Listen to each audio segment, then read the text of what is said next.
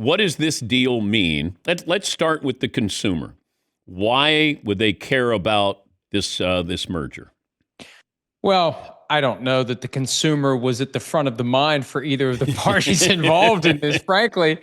The NFL has had essentially a struggling media property in NFL Network. It's never become what they thought it was going to be. They created Thursday Night Football as a way to prop up NFL Network. It debuted in 2006 as a back half of the season Thursday night package to give NFL Network something that would make cable providers want it.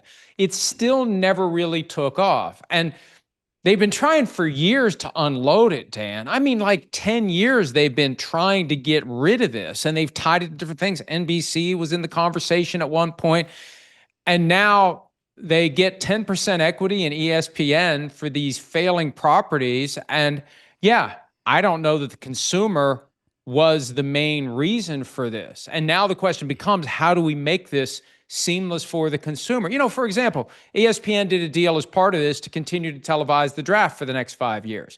Well, when you turn on NFL Network for the draft, are you going to see Rich Eisen now? Or are you going to see Mike Greenberg? Who's it going to be? And I think it's important for them to keep things normal from the perspective of the consumer, because I think most people are afraid, number one, things are going to change, and number two, we're going to get screwed. I just think that's the natural reaction to this news, that these two behemoths have come together. One of the first things that came to mind is, what if Fox has a problem with their deal, or the NFL says to Fox, here, take it or leave it. We'll have some, like, I don't know if there's going to be, well, the NFL is in bed with ESPN, and what's that mean for the other TV partners? We will see.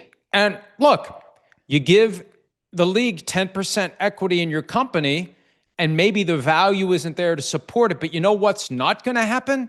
You're not going to lose Monday Night Football. You're not going to lose your spot in the Super Bowl rotation. You are now a permanent partner of the NFL. At a time when all the tech companies are hovering and the TV deals are up after 2029, technically 2033, but the league has the ability to pull the plug, and obviously it will.